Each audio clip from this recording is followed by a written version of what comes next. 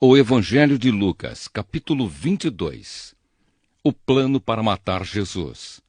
Faltava pouco tempo para a festa dos pães sem fermento, chamada Páscoa. Os chefes dos sacerdotes e os mestres da lei procuravam um jeito para matar Jesus em segredo, porque tinham medo do povo. Judas trai Jesus.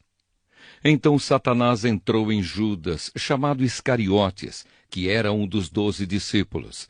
Judas foi falar com os chefes dos sacerdotes e com os oficiais da guarda do templo para combinar a maneira como ele ia lhes entregar Jesus.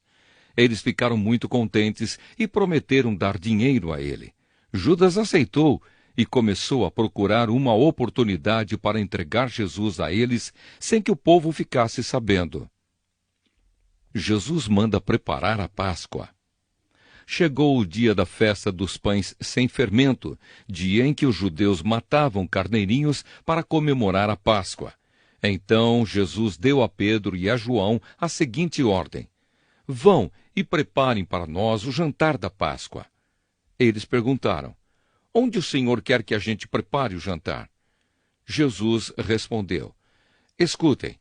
Quando entrarem na cidade, um homem carregando um pote de água vai se encontrar com vocês. Sigam esse homem até a casa onde ele entrar e digam ao dono dela: o mestre mandou perguntar a você onde fica a sala em que ele e os seus discípulos vão comer o jantar da Páscoa. Então ele mostrará a vocês uma grande sala mobiliada no andar de cima. Preparem ali o jantar. Os 2 discípulos foram até a cidade e encontraram tudo como Jesus tinha dito. Então prepararam o jantar da Páscoa. A ceia do Senhor. Quando chegou a hora, Jesus sentou-se à mesa com os apóstolos e lhes disse: como tenho desejado comer este jantar da Páscoa com vocês antes do meu sofrimento. Pois eu digo a vocês que nunca comerei este jantar até que eu coma o verdadeiro jantar que haverá no reino de Deus. Então Jesus pegou o cálice de vinho, deu graças a Deus e disse: peguem isto e repartam entre vocês, pois eu afirmo a vocês que nunca mais beberei deste vinho até que chegue o reino de Deus. Depois pegou o pão e deu graças a Deus. Em seguida partiu o pão e o deu aos apóstolos, dizendo: isto é o meu corpo que é entregue em favor de vocês. Façam isto em memória de mim.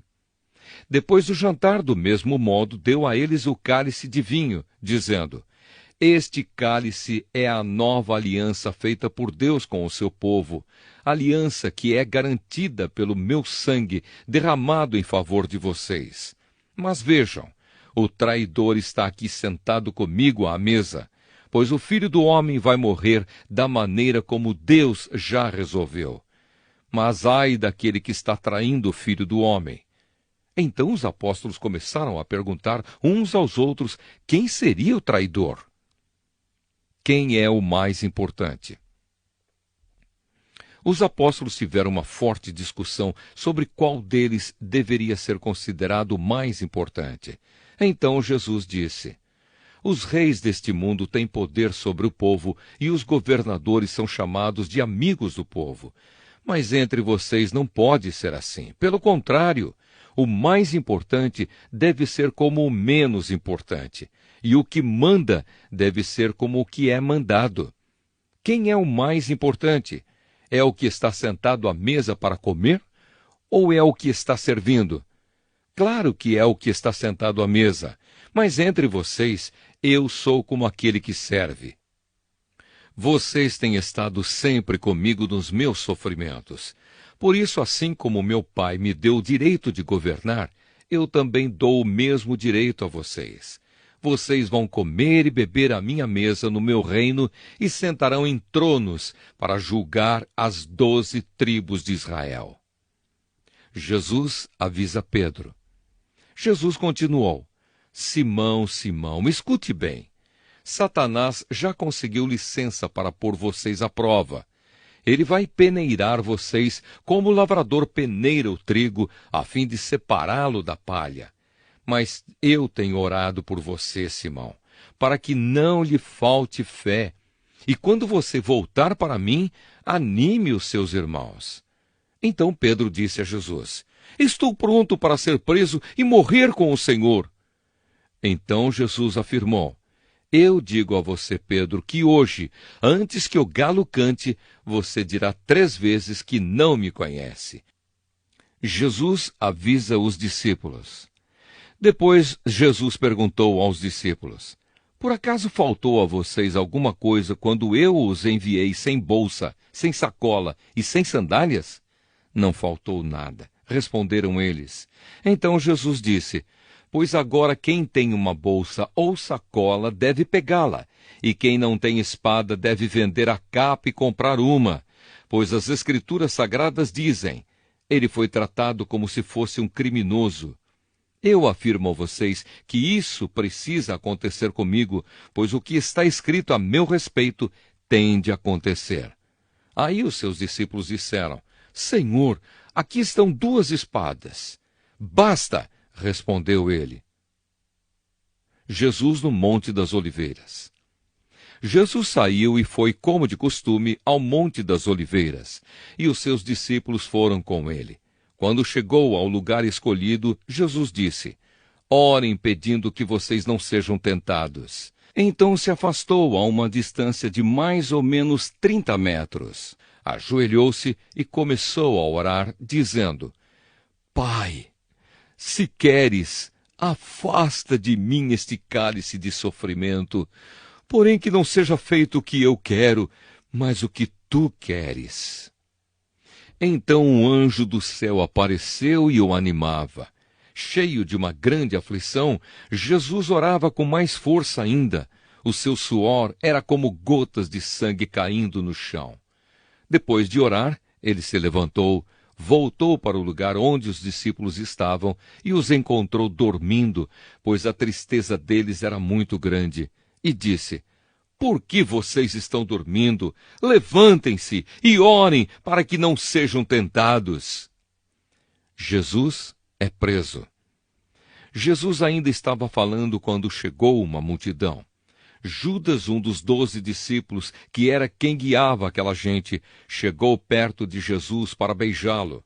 Mas Jesus disse: Judas, é com um beijo que você trai o Filho do Homem? Quando os discípulos que estavam com Jesus viram o que ia acontecer, disseram: Senhor, devemos atacar essa gente com as nossas espadas? Um deles feriu com a espada o empregado do grande sacerdote, cortando a sua orelha direita.